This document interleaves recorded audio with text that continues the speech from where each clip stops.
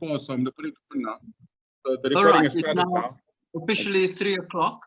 We're allowed, in terms of international protocol, to start at very best 7 minutes late, and the most that's allowed internationally is 12 minutes. But I think you've been very good. You're on time. It is now 3 o'clock. I should like to welcome everybody. Auzubillahi minash shaitanir rajim. Bismillahir Rahmanir Rahim. I ask that Allah untie any blocks that there might be in our spirits and in our minds, and that we work towards a resolution that is in the best interest of something larger than every one of us individually or collectively. I ask that Allah subhanahu wa ta'ala guide us so that we are able to achieve what is good for the project of ITV and for the Ummah as a whole. And so with those opening rejoinders and invoking the good name of Allah subhanahu wa ta'ala to bless our proceedings, I should like to welcome everybody present and ask all of us to move in a spirit of goodwill. My name is Faruk Hussain. I find myself catapulted into this role, and it is with a great deal of pleasure that I accept it, given that at the risk of gainsaying, that my name was forwarded by people across the spectrum in terms of the stakeholders in this issue of trying to resolve any disputes. So I welcome all of you, and I should like to say advisedly that after I, excuse me, handed over to Dr. Adam, I should like to, I suppose, just say a few words just to soften the ground, metaphorically, before people broadcast their seeds. So it is with great pleasure that I welcome everyone here, and I hope that you will all use your collective wisdom to try and advance and promote a deeper resolution of goodwill and peace regarding this issue. I just want to say, ladies and gentlemen, I'm a peace-loving man, and I should like all of you to also just be peace-loving, and also to apply the ethics of Islamic disagreement as we move and advance this meeting to a healthy resolution. Remember also, it's the first among several meetings.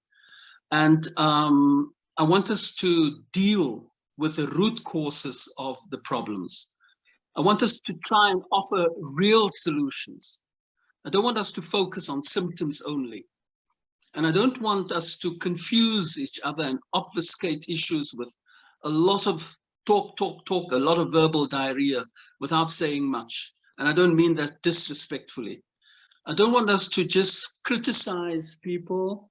I want us to be problem solvers and solution seekers. I don't want us to undermine anybody on this forum.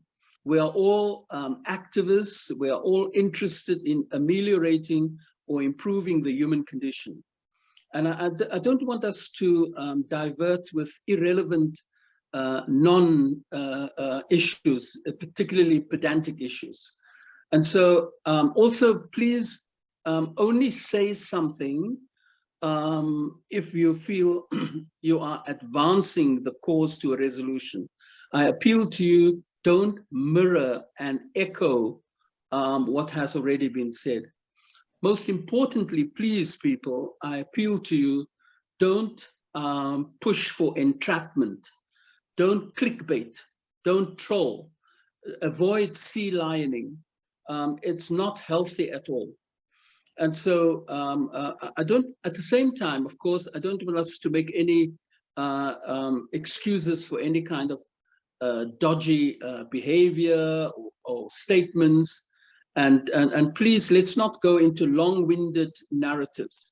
As I listen to you, I will try and find out what is the essence of what you are saying and what's pushing your knowledge interests. Also, try not to just say things without being unmindful of how your words, whether they are snarling words or purring words, are being interpreted. The subtext of what you're saying is also as important.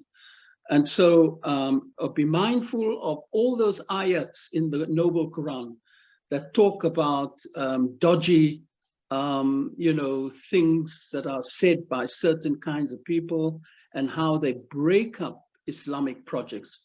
I mean, we only have to look at how people had reacted to, our Khalif Imam Ali, radiallahu anhu, and even to Imam Uthman, radiallahu anhu. These kinds of, reactions don't solve problems. In fact, they actually just add more to our problems. So having said that, and later on, I suppose after Dr. Adam has spoken, I will try and remind us of how this is the first meeting. It is only an initial meeting, as I've said earlier on, to soften the ground, to make sure that we broadcast the seeds of a peaceful resolution. Someone else can take over afterwards and lead in a more professional way the conflict and the dispute resolution. For now, though, I'm going to hand, with those opening comments, I'm now going to hand over to Dr. Adam to reveal his knowledge interests. And then I will ask, and thereafter I will speak about a healthy way in which we can move the project forward to find some kind of resolution, and then ask Dr. Adam at the same time in his opening comments to let us all know what it is that he wants as a result of this meeting. What is the outcome that he wants to see from this meeting? So I thank you all, and I now have great pleasure in handing over to Dr. Adam. Thank you very much. Shukran, Faruk Hussain, for that very excellent introduction to the proceedings and taking us through what the purpose of today's meeting is. For me, the main purpose of the meeting today is to basically clear the name of ITV, my family's name and my name. I think there's been obviously various speculation and rumor mongering, and I suppose if that happens on its own, when people just gossip about something, that is fine. But when it's an orchestrated campaign, when it's a few people who are doing it, when it reaches the level of 1 million tweets that have reached people, then you can see it's an orchestrated agenda. Everybody speculates if you see something happening with this person or that person, and you would speculate as to what the reasons for that is. That also is wrong. But when the speculation reaches a level that it becomes an orchestrated, almost like a PR campaign, then I would say it then gets elevated to the level of a smear campaign.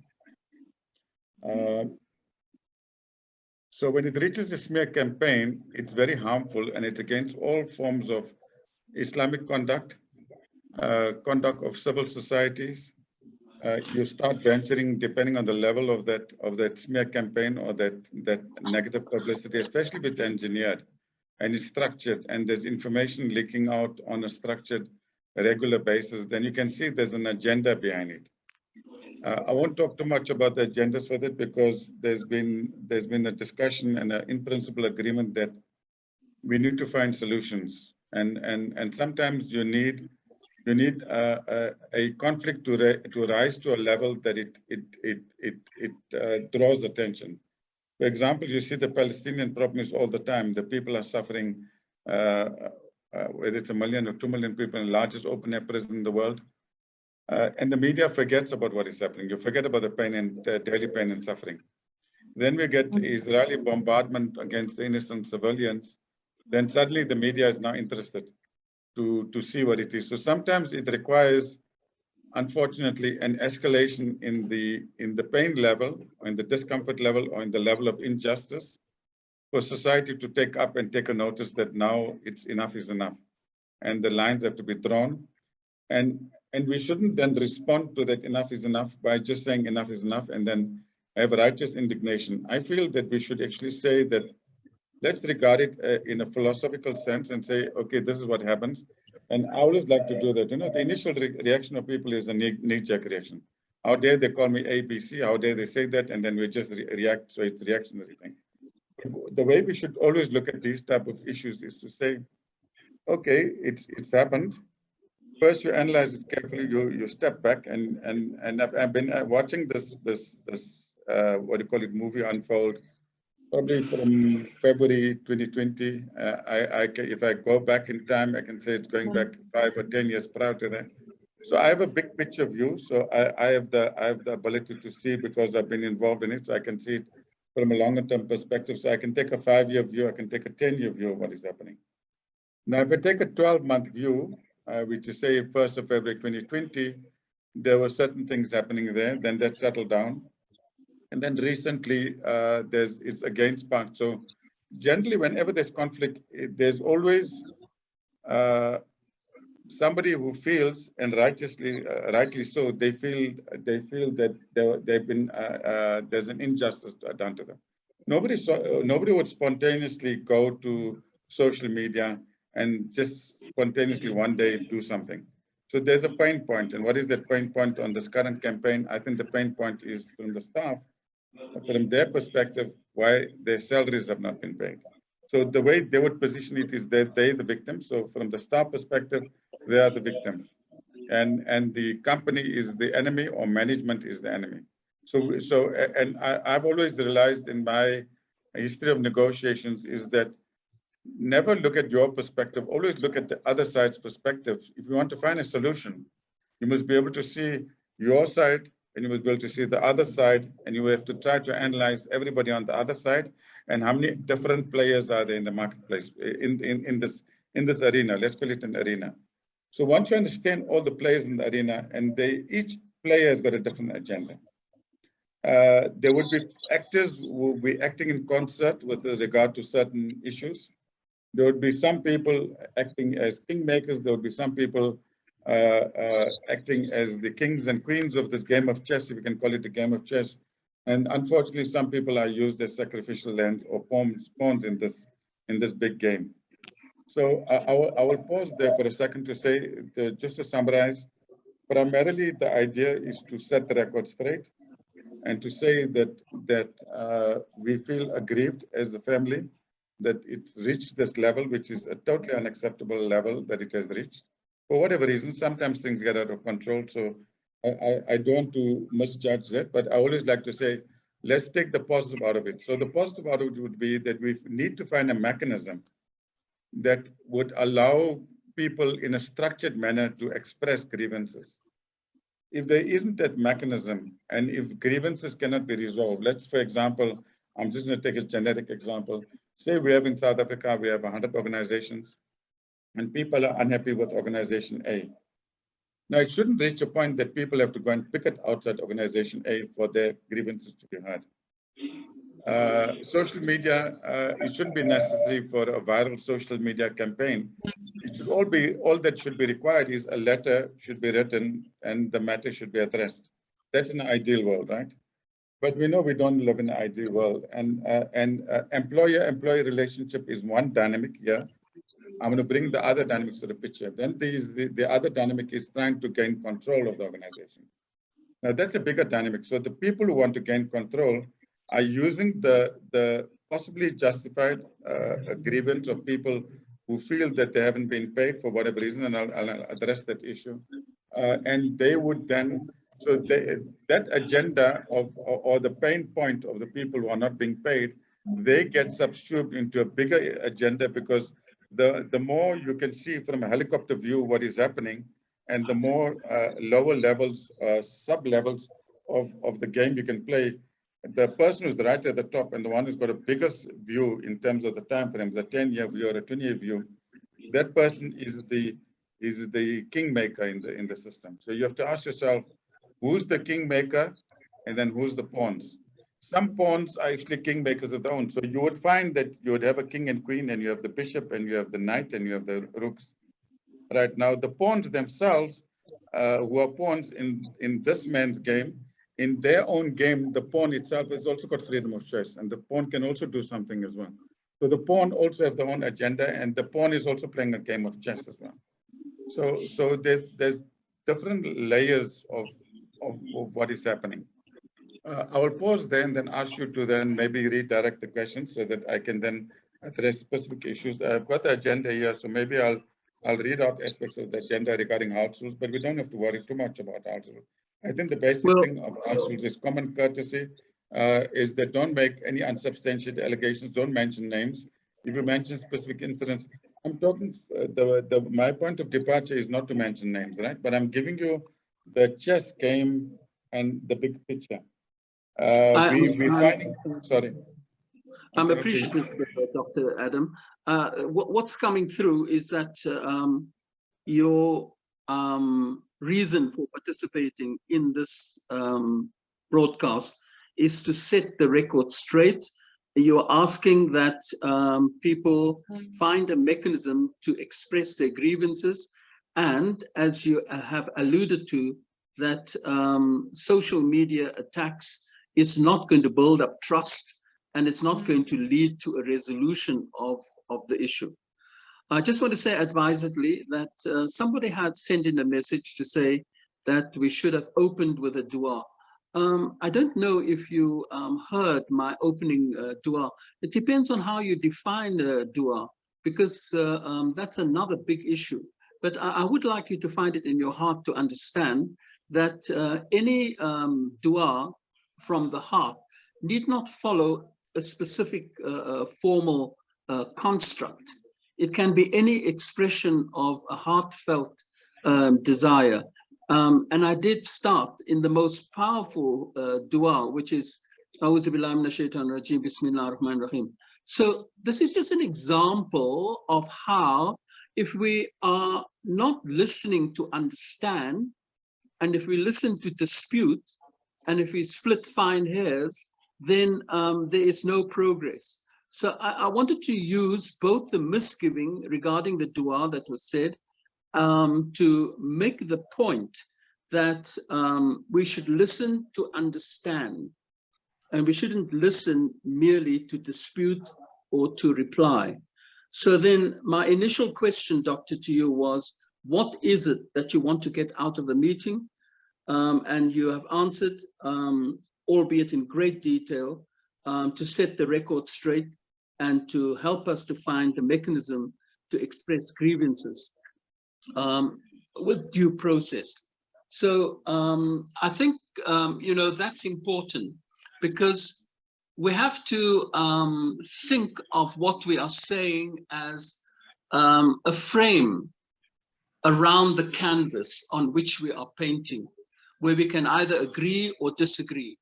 But in the end, it is to build improved relationships of trust. We're not going to achieve anything if we're going to have a kind of win-lose situation. We're not going to achieve anything if we're going to kind of push or punt an adversarial approach. That's not going to resolve any issue. As I see the conflict unfolding, we're going to have to do a lot of work to actually build up an inordinate amount of trust over a long period of time.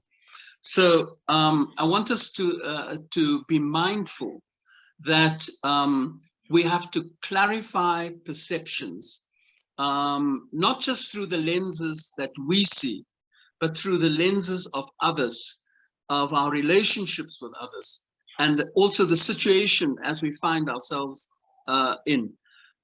Because perception influences a lot of our either solutions or our conflict, and even has an influence over our attitudes and our behavior.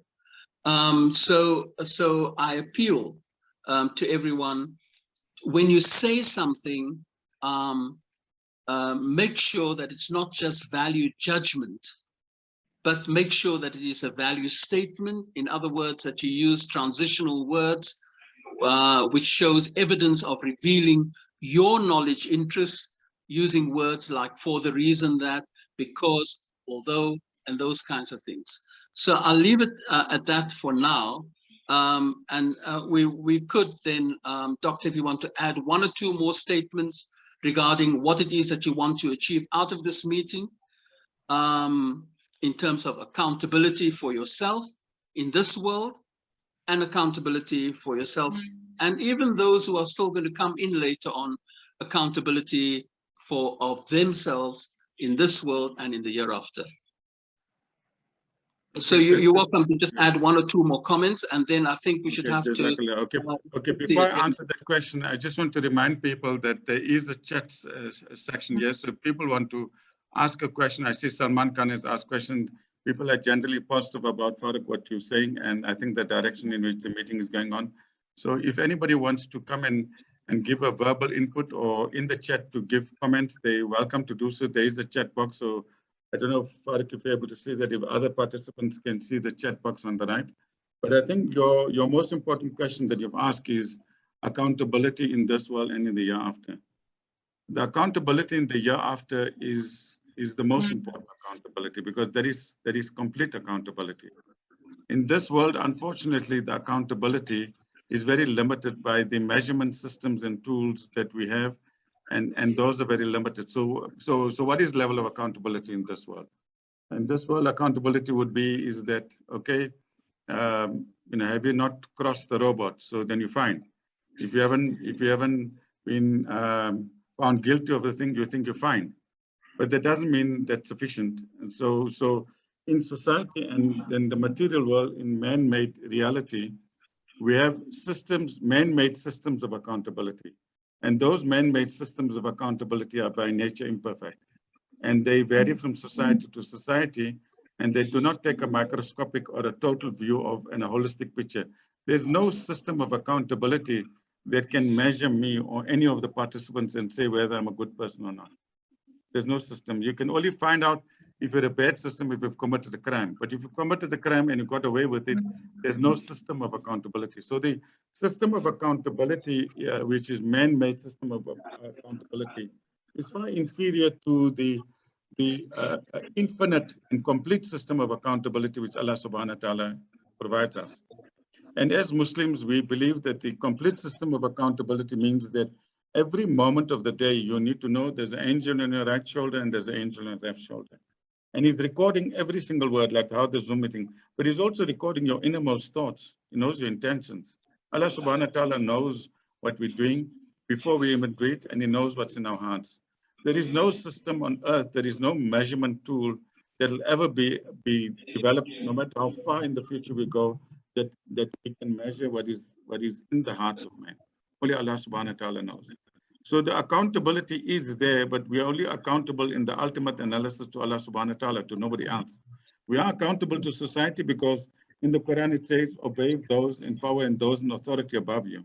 So if you're living in a society which is an un-Islamic society, South African society is not an Islamic caliphate, so we obey the rules of society. It means you drive on whether it's the right-hand side or the left-hand side of the road, and you follow the rules of society. That means you follow due process in the society that you are. That by no means means that you've reached any level of accountability. The accountability as Muslims that we impose upon ourselves is to meet all so-called King's principles of corporate governance. I would say out of 1,000 points, I would say that is out of 100. So if you go to corporate governance, then you're 50 out of 100 of corporate governance. If you're 70, then you're better. You could be 80 or 90. So I would say that's one score of what man-made accountability is. But as Muslims, we have another 9 scales that we're supposed to apply in this world. And that is, do we have taqwa? Do we actually do good deeds? Are we in every moment of our existence aware of the year after? So are we fully aware of the divine system of accountability? That we're going to be answerable for every single deed? Are we actually aware of that?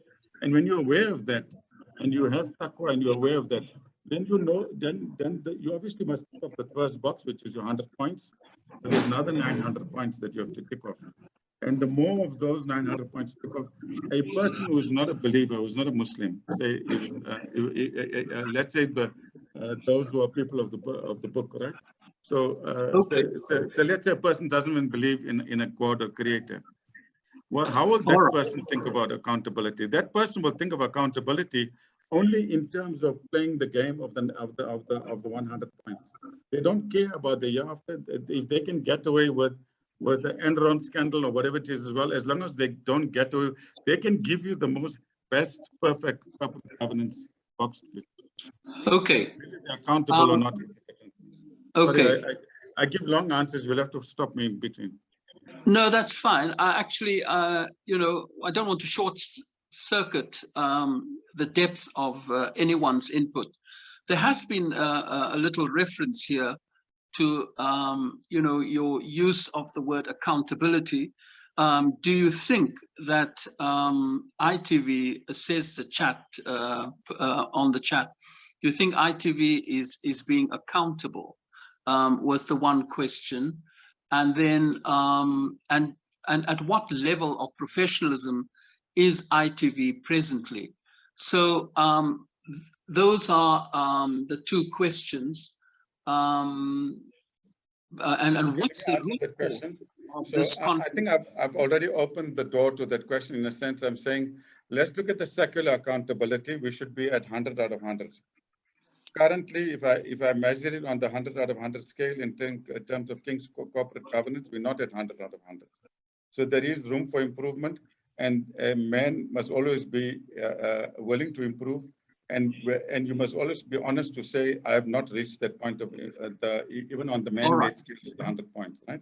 So there's room for improvement. And so that there needs to be that accountability. So there is room for substantial improvement. We are busy improving as we speak. So that is there. As far as the divine precepts of accountability and the divine precepts of doing goodness. So basically, what is the question that should be asked about any organization, a Muslim organization? And what does the Quran tell us regarding what is the fundamental duty of man? The Quran tells us that the fundamental duty of man and every purpose, or fundamental purpose, is how good you are in terms of making a betterment of society. So you are measured, obviously you are measured in terms of your ritual obligations. You do your salah, all of that, you get reward for all of those. So let's count that. I don't know, I don't want to put a point value, that's one dimension. Can I just interrupt you for 1 second? I just want to know, you know, in terms of the comments that are coming through, what needs addressing is looking at individual and shared needs. The comments allude to how can we be most just, and how can we be most competent, and how can we be the most able and wise and you know, fearless in addressing the conflict that we have presently. So how do we look at shared needs, and how do we look at individual needs? I think that's what seems to be coming through in some of the questions. Both individual needs and shared needs. And how do we build a shared power where there are doable things? What are the doable things that we can, in a strategic way and prefigurative way, apply where we have power with each other and not power over each other? How can we actually move the issue forward?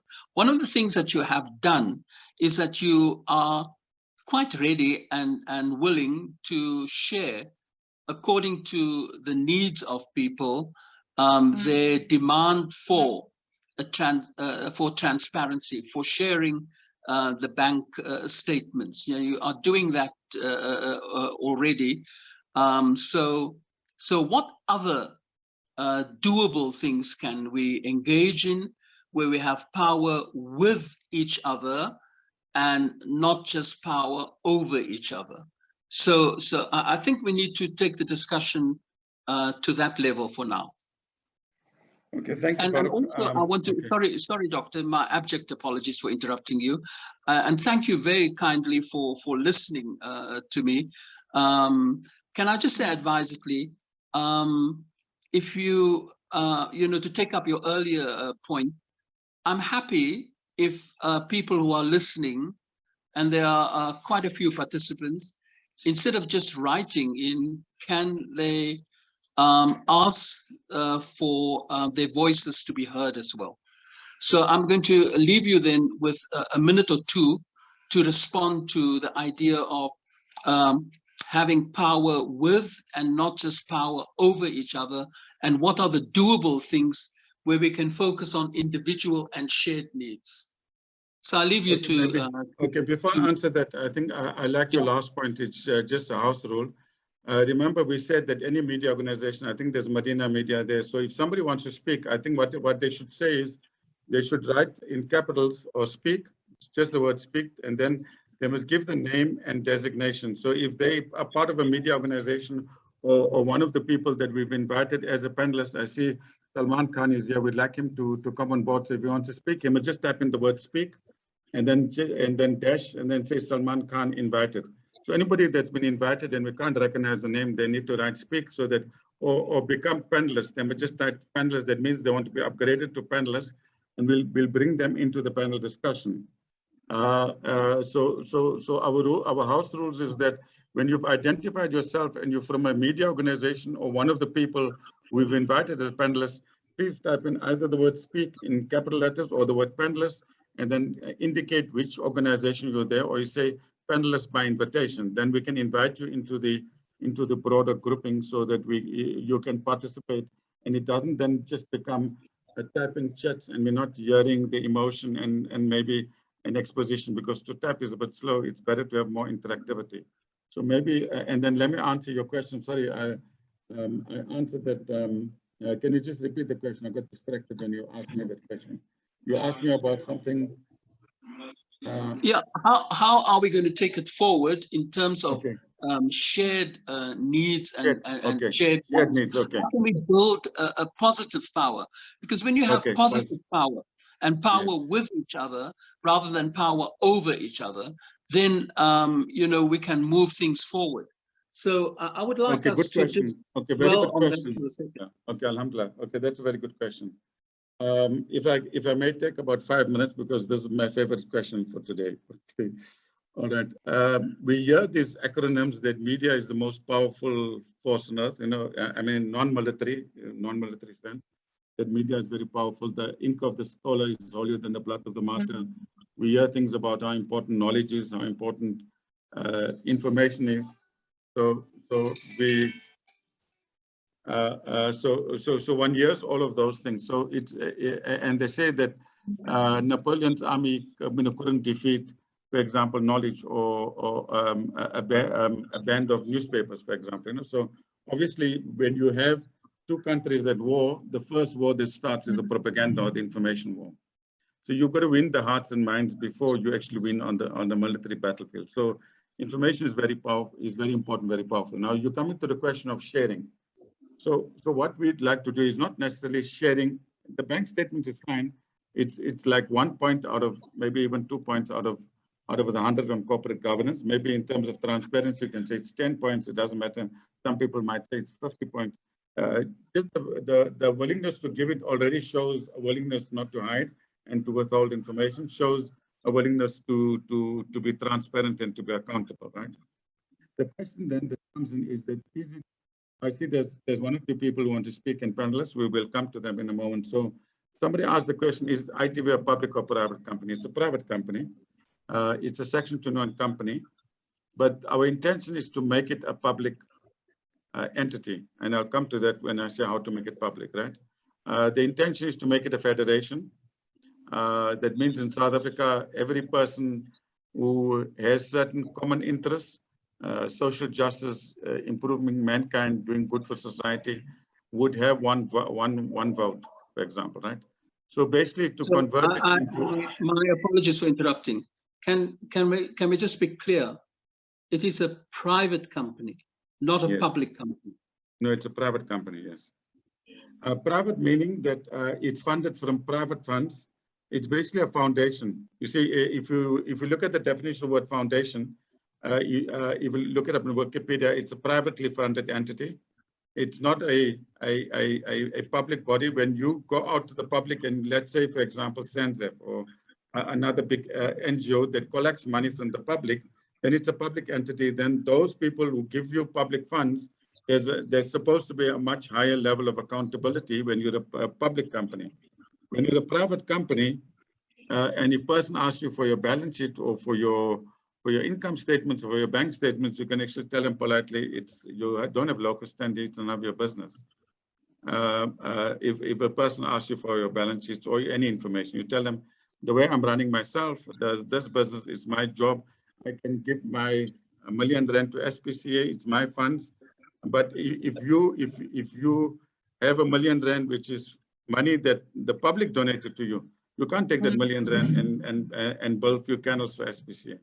Then you are suggesting then that as a private company, despite being a private company, you're still disclosing the balance sheet today. And secondly, have there been any financial input on your end to sustain this organization? Yes, there, but I think we don't want to mention the numbers because the intention was never to do it for recognition per se. They said if you do something with the one hand, the other hand shouldn't know. So yes, no, of course there would be, but we never went out asking for donations for the station. I think maybe in the early days, Imam Said would know better because he was there and Shamshad was there. We did ask people to sponsor, and I think some people were actually just giving money to help the channel a bit. I don't know whether it was 10,000 or 20,000 or 30,000, but we would give them adverts. So our intention was never to really go out and get donations. All right. The reason for my I would say that 99% or 98%, I don't know what the percentage is, 95%, we didn't keep track of it, of the funds came from private sources. And the private sources is from the Adam family. So it's my family that has funded essentially the whole of ITV from start to finish. We did get individual ad hoc amounts, but steady, doctor. Can I just say that what we have today is a product of the past, is what I'm really saying, because yes, the past influences everything. It influences relationships. It influences the conflict within those relationships. And so the past does matter, and that's why I brought it up. And so, so really, what I think we need to now do is we need to focus on what we can do now. And when I say now, I mean tomorrow and in future, no matter what has occurred in the past. But we don't deny the past. We acknowledge the past. And so what we're saying is, by understanding the past, we can understand where we are at the moment. And so we can learn from it. And I think we need to move a bit faster forward, and we need to start looking at how best can we generate options to get doable things that will build up the confidence of people. So what kind of options do you think can be generated to resolve the present impasse? There's no real impasse per se. It depends what you define as impasse. We do. Okay, let me just. Actually, may I just say advisedly, I use the word impasse because I prefer that to conflict, and so yes, it's just a matter of being a wordsmith. No, I think it's a better word. It's impasse. Yes. Okay. Sure. All right. So the impasse is basically at this moment in time, I would say. The impasse is at the level of lack of understanding by staff, thinking that because we indicated that it's a waqf, right? So now, if it's a waqf and ITV per se, it's a waqf, it's a different thing than if it's owned by a waqf. There's a difference between the two. So I don't know if people appreciate the difference between being a waqf and being owned by a waqf or being controlled by a waqf, because that's two different things. If you're a waqf, you can be a private waqf or you can be a public waqf. So waqfs generally would have rules. A private waqf would have rules, and it would be a written waqf. And then the a public waqf would also be a different entity. So different rules apply if it's a waqf. And generally, it's better if the waqfs are in writing so that rules are clear. The Western term for the word waqf is charitable endowment, or you could even say a trust. The type of trust that is a waqf that controls ITV is actually a hybrid between a family trust and a charitable trust. So it's basically a family trust which has got a portion of its assets or capital assets being allocated for the purpose of doing good. So that's what the waqf is. That means it's a waqf that meets the requirements, and the percentages there I can mention. I'm not mentioning the amounts because the amounts are not relevant.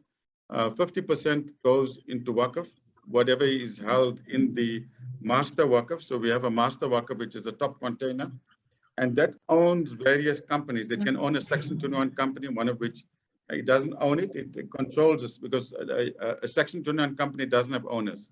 So that's why the vehicle of a Section 21 company was used, because you cannot convert a Section 21 non-profit company into a for-profit commercial company. It's not possible. So essentially, the goal of the founder of the waqf, the family, that's the Adam family, we created the waqf, was that we have various Section 21 companies below it. Now, the way ITV is there, it's at a third level. So you have the waqf at the top. The waqf owns and controls a organogram of companies. It's a complex network. You could say maybe 20, 30, 40 companies. Some of those companies are Section 21 companies. ITV itself, as a Section 21 company, has got 10 founding members, 10 or 12 founding members. And those founding members are all controlled by the various companies within the Adam family group of companies. So the Adam family group of companies controls the voting rights, the shareholder rights in the Section 21 company. The Section 21 company, if you ask it, is it a waqf? It's not a waqf because it's a normal Section 21 company. We do plan to convert it from a Section 21 company to a PBO, which is a public benefit organization, which means higher standards of corporate governance would then apply in this instance. And then the idea also is to change the structure much more so that it's not the 10 members who are the only ones who are controlling it. Those 10 members will be diluted down to be administrators in this network, and maybe say 50% or even 80% could be the manning. Okay. Doctor, just a second on that note. I'm afraid we're getting into granular details regarding structural and institutional issues. Okay. But what is important coming out of your discussion is that not only ITV, in my personal observation, I think most organizations will have to revisit their governance structures. And it's a recurring refrain in terms of accountability and in terms of transparency. And I want us to have a look at some of the issues that are coming through in the chat. And again, those are issues that I think you're going to have to take up in the next, meeting with a more, formal conflict resolution. My participation in this event is to help clear certain issues. And so, what are you envisioning as new possibilities, and what are some of the doables? Because as you're giving me some doables, ask yourself, does it stand a good chance of being accomplished? Can we bring the range of disputants together, or will it favor one party over the other? Does it require participation of all parties? Can we use, remember now, positive power, power with rather than power over? So that's an important doable. can it create a stepping stone to improve relationships? And to what extent do our doables express institutional, structural, and personal improvement at ITV? Is it a stepping stone to a more productive culture, a culture where the institution is a learning institution? These are just some thoughts that tell me, as performance indicators, that those are doables. So can you envision what are some of the possibilities? Because we are already at 3:45, and I want you also to I want participants to note that some of these specifics that have been brought up here in my opening comments were that this is an initial meeting. Some of these specifics that deal with labor issues, etc., those will need to be brought up at another meeting led by what Dr. Adam has referred to as the next process for, where the conflict resolution will be advanced and those issues can be dealt with. So for now, Doctor, can you share with us some of the, and have a look at the, at some of the points that have been raised in the chat. But I don't want us to go into granular detail. The reason for this meeting is to try and clear any misperceptions, and also in the public domain, and also to see how best we can take this issue to a more peaceful resolution, where a more competent conflict resolution expert can help us to resolve the issues in the most just and most able, most wise, and most fearless way. Thank you. There's a wide range of questions there, and it could take quite a long time to answer. But if I take the central theme of those questions is, what is doable and what is the way forward, and how do we, because yes, the first question you asked is, we want to resolve a problem. It's clear there's a problem. We can't get away from that, right? What is the problem and what is the solution? So there are appropriate forums. If our intention was to stonewall the process and not answer anything, we wouldn't even have the press. We would have had a one-sided press conference, issued a statement, 5 or 10 minutes, issue a press release, which is normally a one-page thing, close the session and end it. Right? That's a typical press release. We didn't go the typical press release route, so I think we should be given a little bit of credit to say that, okay, we're engaging, and there was the request at the forum, that the broad-based forum, that your name was approved and accepted as the chairperson of this forum, of this meeting and the series of meetings, was that we should be able to unpack the issues, and we should allow for more debate and discussion with participants. That debate and discussion with the participants hasn't happened because we're still busy just in the opening session. If you really look at it, we're just beginning to unpack the issues.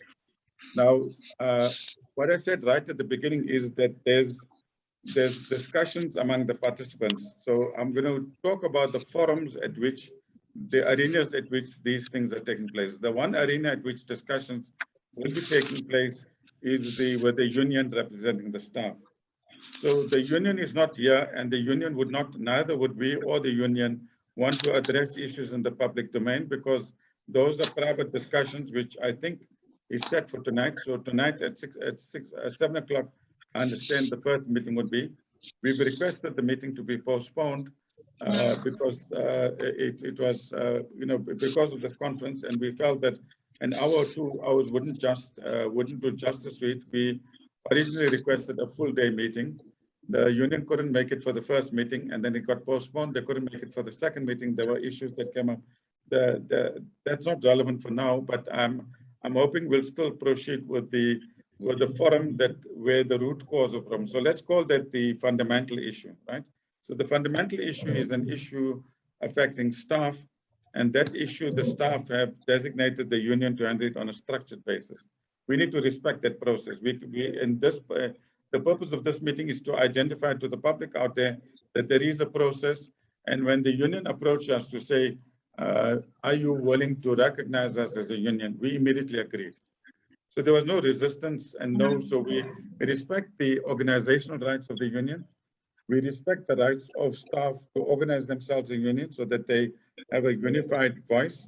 And we also respect the fact that both sides must be heard. So I don't want to comment on anything that could jeopardize the delicate negotiations. It's actually going to be the first official inaugural launch of the negotiation platform between ITV as ITV at top management, and between the union, which has got two elected shop stewards, and they've got one or two people that are officially from Communication Workers Union. And that meeting has got an agenda. The issues of concern to the staff are going to be addressed at that level. I think it'll be premature and would be wise for me to try to address those individual issues. I'm just telling you that's handled in that forum. Okay, so that's the one forum. That is where the primary issues are, because the issues of the media campaign, all of that, it all probably is covered in that platform. Then we've got two other attempts where there's broader issues. Now, those broader issues, we've also got people who have indicated that we should rather, instead of doing it in the public domain, which is not really the right way. You know, when you want to reach negotiations, and if you look at South African government, you've been an anti-apartheid activist. When the final time comes and you have to negotiate in CODESA, you do have public statements, but you're locked behind closed doors so that you are not then playing to the camera and you're not playing to the lights. You're actually trying to find a solution, and you're not trying to impress people with point scoring exercise. So that we're happy to say that it's been agreed in principle that we want to explore that, and I don't want to say anything to jeopardize that process. We have to give that process a opportunity to run its course, whether it's a week or 2 weeks. You know, can I tell you something? An issue as complex as this will probably take a month or 2 months. When we continue with our other series of discussions, we'll be discussing other broader issues, not specifically for ITV, how we can use ITV as an example to ensure greater transparency for organizations as a whole. You know, we're talking about a need for a platform to be established and for people to engage in that platform where in future, similar grievances can be handled in a more structured basis, and where it doesn't become destructive, where it then blows out in social media, where it then becomes a very unseemly exercise. Well, Doctor, can I just say, we're almost fast approaching closure now, and we need to tie up the loose ends. In terms of the agenda, and in terms of what was supposed to have been achieved, I must ask Linda to submit her issues on the chat. One of the reasons why you know, we're having it in this way also is to avoid the noise factor. And I think the disadvantage is that we've only had you know, 2 voices being heard. But the advantage is that there are several people in the chat who have expressed, you know, their misgivings, their thoughts. So at least it's documented. And whatever is not documented did not happen. And a special appeal, Dr. Adam, has been made. And I think you have the wherewithal to accede to this request. One of the participants is imploring on you to take the matter forward in a peaceful way and to create more mutual benefit agreements. And I also make an appeal to people other than Dr. Adam to, you know, you're making it very hard in terms of conflict resolution if you, you know, persist in maligning and in, you know, with litigious statements. So I appeal to everyone involved in this impasse or conflict or dispute, call it what you like, to stop the litigious statements and to work towards mutual benefit agreements. I think that is the way forward. There is pressure for change, and it's true for all organizations. The governance structures are not sufficiently transparent, and we need to have a shared vision, and we need to take actionable steps. But in order to do that, there has to be the capacity for change. And in any organization, you have to make sure that when you enter the organization, that the aims and vision of the organization is larger than your good self. And all you have to do is to model the way of the vision that the organization has been established for. And in the end, accountability and evaluation and monitoring and quality management and quality performance and quality improvement is what the game is all about. I want to now just ask Doctor to have a quick look at the chat and to see if there are any statements that he wants to respond to publicly. And so, you know, and if you find that it's micro details, you don't have to answer, because we are here today because several requests have been made for handing over the bank statement, and which you have bravely agreed to do. So, so I'm hoping that as we lead towards closure, I'm going to give you 1 minute, Doctor, to offer a few closing comments. Perhaps you might want to have a quick look at the chat and just maybe collapse some of the principled issues and in the chat room, and just make an overall comment. So, Doctor, 1 minute, please. Okay, 1 minute is a bit short for me. I'm struggling with my eyesight to. There's a small laptop to be able to scroll properly on the side on the chat. So what I'm going to do is the important thing is it's an old trick in the book where the facilitator says 1 minute and it actually allows 2 minutes or more. Okay, go ahead. Okay, so look, I did undertake already that bank statements will be available, right? Bank statements are confidential. We'll make it available to an independent auditor that is acceptable to yourself and say Imam Said and Salman, or maybe 2 or 3 people, as long as it's a credible independent auditor.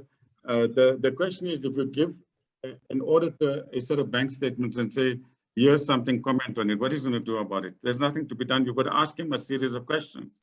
Where the issue of the bank statements came was from Mohammed Chinare. He said, can I have a cup of tea with you and can I go through view the bank statements? Now, viewing the bank statements is a different exercise from making a copy of the bank statement, which is a much more high level of transparency. But even if you give somebody, and you normally don't give, no company that I know in South Africa, especially a private company, will just give you their bank statements. There's confidential information there. Your business processes are there. Your business model of the organization there. How you even run. So intellectual property inherent in the organization is in your bank statements. And your entire, if your competitor has a copy of your bank statements, he actually knows where you're buying from. He knows what you're paying, your prices. So the bank statements, asking bank statements on its own, what does it achieve? It achieves nothing, really speaking. What you really would want, actually, strictly speaking, is you want income and expenditure statements, which is what is normally the management accounts. Just giving let's say you say PwC, say we go to one of the top 5 and we say, here's our bank statements. Look at it. What is that auditor going to say? There's nothing they can say looking at the bank statements. You can have some comfort that you're not hiding the bank statements, but what are you going to do? Before you even ask for bank statements, it's an almost implied insult when you're asking somebody, give me your bank statements and I want to go through it. That means, depending on what the agenda of the person is, if the person's agenda is to say, let me see your phone records, would any of us agree to show our phone records?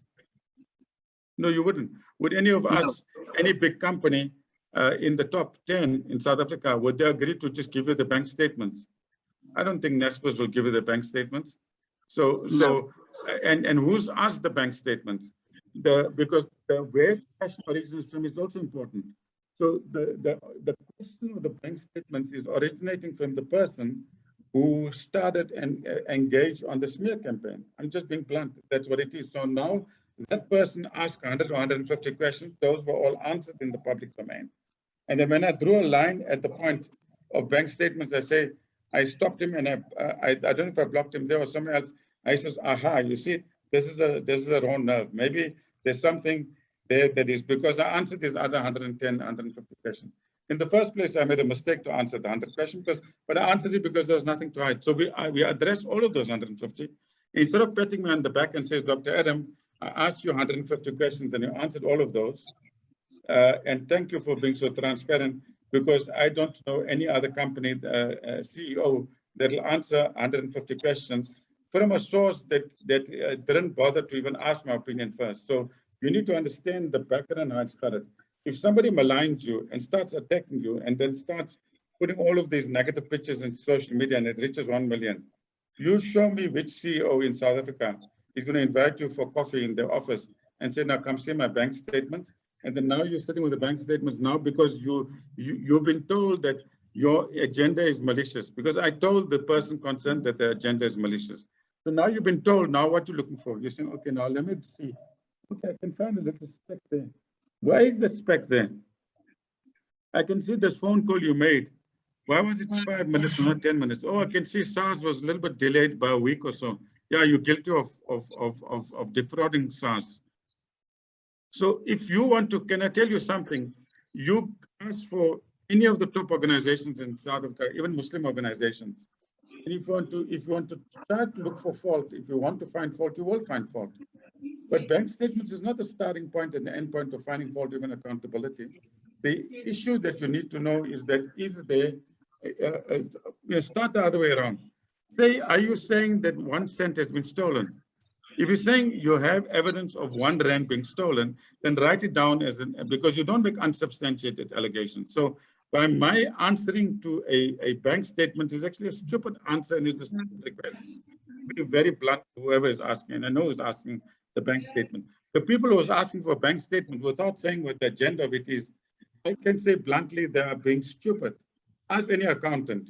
No accountant will start with a point if he believes that there's something wrong. You don't start with a point of bank statements.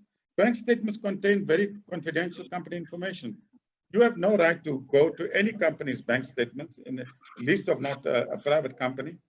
But because now it becomes an issue, because there's this group that Yusuf Ismail is the attorney for, is not called, but it's a very robust debating forum. There, what they do in that forum is like a pack of wolves attacking politicians. So when you go into that forum, you feel you're in a flea market where there's vultures and wolves attacking every single person. They normally attack politicians. So if you're there, you'll feel very uncomfortable, because if a question is asked bank statements, then there's a row of like 3, 4, 5 people who continuously just ask this type of questions and they attack you. You feel like you're in a market where there's vultures and there's wolves. That's the type of chat group that is there. It's good for politicians, but don't use that agenda towards good organizations and an organization that on its own answered 150 questions. And that if you don't have one statement to say, I challenge the person, on what grounds are you asking bank statements? You don't have any grounds, because first, when I answered the 150 questions, I told this person, I won't mention name because we want to try to resolve issues. But I told the person, I've answered your 150, now it's my turn to ask 150. And the first 1 or 2 questions, the person says, you have no right to ask me what my occupation is or what I'm doing. So immediately I react very negatively. But I'm supposed to be the good guy. My name is Faruk. And I tell you, this person, if he had 1% of the negative way that he had on a witch hunt gone against me, then he would not sleep as well. And I'm reserving my rights to take litigation and to file criminal charges against those responsible. So the fact that I'm here and I want to resolve it, it's fine. But I'm still going to pursue it. If we don't resolve it amicably, it's not a threat. I'm just saying it's a promise, and it's just a fact of the matter. All right. If you commit criminal conduct, you must face criminal charges. Simple as that. I think, thank you very much, Doctor. Before I call on Sheikh Shuaib Appleby to give a formal closing dua, I think what's coming through both in the chat and in the in your input, Doctor, is that there are two distinct narratives. The knowledge interest of the one narrative is that you know, your honor and your name you wish to clear for the sake of your family, and you have outlined this ably. And then there is the knowledge interest of other people who are being, you know, almost, you know, most of their input is based on assumptions, and that does require more unpacking, and it's not in this forum. This forum today was to accede to the request for a bank statement, and actually in terms of conflict resolution, in terms of some of the comments that have been made, it can get quite messy, because if people are pointing a finger in terms of bank statements, and other people are saying, but how, you know, how verifiable is it? You know, there are a lot, there's another subtext to all of this kind of call for bank statements.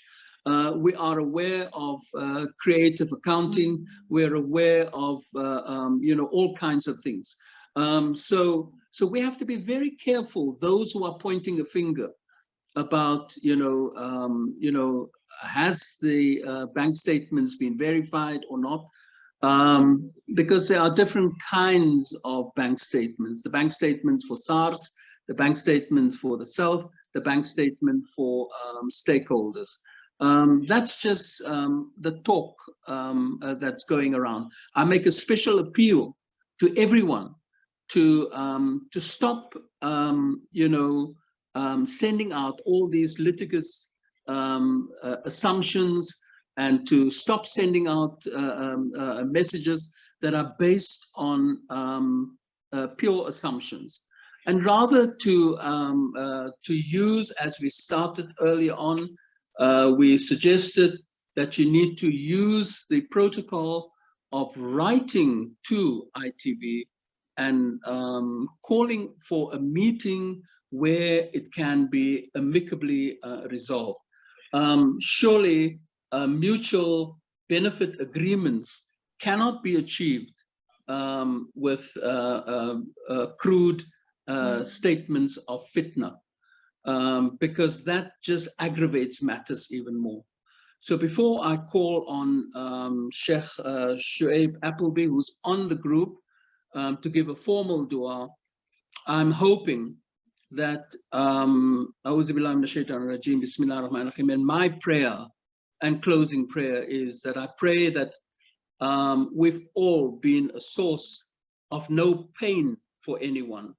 And so I also pray that I didn't bring any darkness to this process. And I pray that I will never be a source of any kind of further conflict and further fitna and sadness for anyone. And I pray that with my input today, that I was indeed a source of light, of love and goodness. And that I pray and I hope that Dr. Adam, that this conflict and this dispute and this, you know, impasse will indeed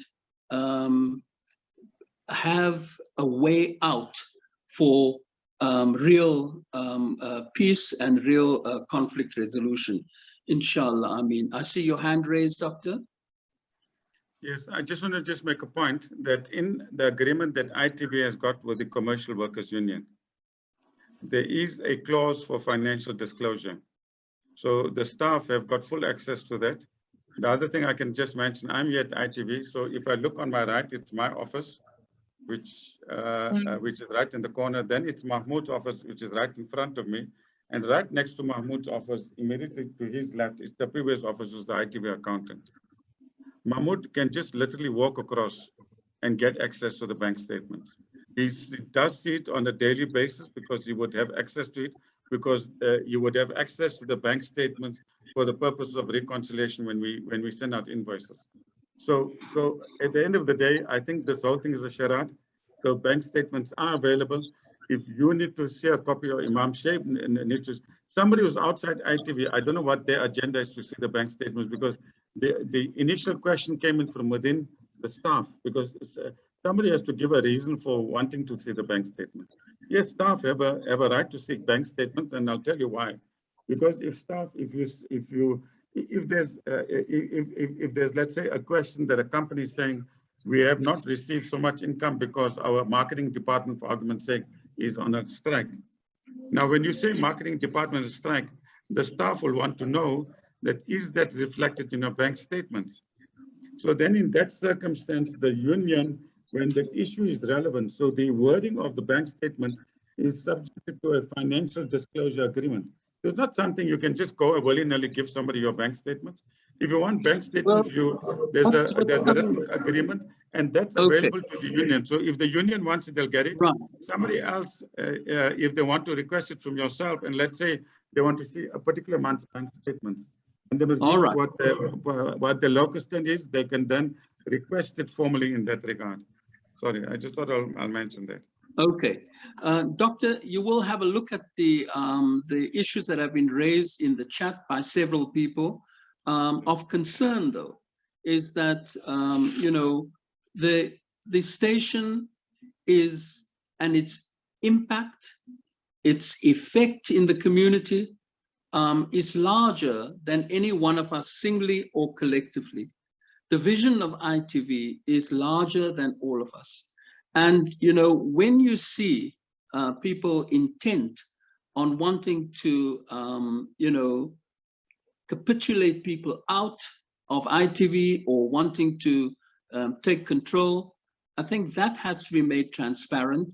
And I think what people need to look at in terms of conflict resolution is what mutual benefits can be gleaned with the deepening and strengthening of the role, the place, the value and function of ITV in our society.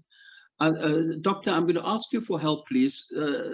Sheikh Shuaib Appleby has to unmute himself so that he can read the closing dua. I think it's on your desk as controller that you have to unmute him. Sheikh Shuaib. He's done it. He's already done it. He's unmuted. Thank you. Okay, I'm going to call on Sheikh Shuaib Appleby. I want to thank all the participants, and I want to thank everyone who has listened so patiently to everything that has been said. And I certainly hope that this is the prelude and the beginning of having softened the ground to create a positive resolution. If it is a positive resolution, it might be emblematic for many other organizations to have a look at their governance structures and the way in which they resolve conflict using the ethics of Islamic disagreement. I now have great pleasure in handing over to you the very caring and very able Sheikh Shuaib Appleby to read a closing dua. And I also want to make a comment that we have to understand that duas can be in any shape and form. They don't necessarily have to be in Arabic, but I just want to make that clear because it shows a very narrow understanding of what an opening dua is and what the closing dua. That's just my perception. So Sheikh Shuaib Appleby, I call on you, my Ustad, to read a closing dua. Thank you very much. بسم الله الرحمن الرحيم الحمد لله رب العالمين والصلاة والسلام على سيد الأنبياء والمرسلين وعلى آله وصحبه أجمعين سبحانك اللهم بحمدك أشهد أن لا إله إلا أنت أستغفرك وأتوب إليك بسم الله الرحمن الرحيم والعصر إن الإنسان لفي خسر إلا الذين آمنوا وعملوا الصالحات وتواصوا بالحق وتواصوا بالصبر وصل اللهم على نبينا محمد وعلى آله وصحبه أجمعين سبحان ربك رب العزة عما يصفون وسلام على المرسلين والحمد لله رب العالمين. Sheikh Shuaib Appleby, may Allah bless you always for your kindness and for spreading the word of Allah so, you know, in an invitational way. I thank you for always being on standby. And I thank everyone for their attendance at this Zoom meeting. And I ask you all to find it in your heart to move towards a resolution that is good for the Ummah with the existence of a deepened and highly profiled ITV station. And I thank everyone who has been involved from the beginning of ITV to date to make sure that the station, in fact, advances for the benefit of the Deen. And I'll take great pleasure in wishing all of you well. Dear Allah, bless all the participants on this Zoom meeting and help to bring peace to Dr. Adam and all the disputants, and so that they are able to work for the benefit of the Deen. Assalamu alaikum wa rahmatullahi wa barakatuh. Shukran, Faruk Hussain, for handling such a difficult meeting, I would say, in such an able and competent manner and steering us in the right direction, and for the wisdom that you've shown, and for the leadership that you've shown, and for taking us through, I would say, very troubled waters, but a journey that we all have to travel through together to achieve peace and to achieve harmony and for the benefit of the Ummah at large. Thank you. We are most appreciative of your kind words and your guidance. And it's clear that you're a man of wisdom, and it's clear that you have that you are the right choice. You are the automatic choice from across the spectrum. You are very highly regarded in society for your principled stand against apartheid. You've never bent in the face of injustice. You're a person with impeccable credentials, with so much to offer to society and so much guidance you can give, because I think there's probably I don't know the number, but those few of people in your category who are unparalleled, who when the opposing parties automatically accept that person is like that person is Alamein, that person is the one that everybody accepts as the honest broker, as the honest party. And I'm sure that the subsequent meetings there'll be much more robust debate, and I think we would like to structure it better. My apologies to the people that if people would have pre-registered and told us that, look, we are, and in fact, you know, my eyesight is poor, but we need somebody else who can. I did say 2 or 3 people, I must apologize to them, who said they want to come on the platform. My sincere apologies to them, because this was not supposed to be a two-way discussion. It was supposed to be a panel discussion. I think Salman should have been here. I did invite him to come on board. I'm not sure if Yusuf Ismail is there. I apologize to him. There's somebody from Medina Media, and I don't know if Salam Media is here. So the media participants should obviously be here in the panel discussion. And inshallah, we'll correct that for the next one, so that there is a more robust and more better engagement. It's not just the two of us. Obviously, the chats were guiding us in terms of what is happening. And maybe in a sense, if those chats would have been actual verbal articulated here, we could have had, you know, there's so much emotion in some of those chats, which is understandable. It could easily disrupt the process. So when we are talking about in a peace mode, in a peaceful resolution type of setup, then I think the way it was done today is the appropriate manner. Inshallah, we'll inform people short updates. The communication workers union will give updates to the staff. The staff are fully engaged in those discussions. I see the staff are here. They're preparing for the meeting tonight. We make dua that meeting takes well. There is a forum. So it's not that we are out in the streets picketing. So many of the negative statements shouldn't be coming there, because the staff are busy in engagement. Where the type of sentiments that are coming here are counterproductive. They're not coming from staff. If they're coming from staff, then I'm not sure what is happening, because almost all the staff are part of the unit. I think the union has got 100% representation, which is an indication of the level of support that the staff have. And I wish them well. It's a very powerful union. They aligned to COSATU. They able to represent the interests of the members, very capable and very able. So we're going to be having tough negotiations ahead because they are experts in negotiations. ITV is much smaller than the union itself. The union is probably, maybe their financial strength is maybe 10 times bigger than ITV. So it's a very powerful union, a very professional union, and a union that knows labor law. So the staff are in good hands. So inshallah, there is a process for this thing to go forward, and let's leave it to that process to unfold. And shukran again, most sincerely, and shukran and my apologies to the participants that that those who are panelists, we're not able to give input, and we'll correct it at the next meeting.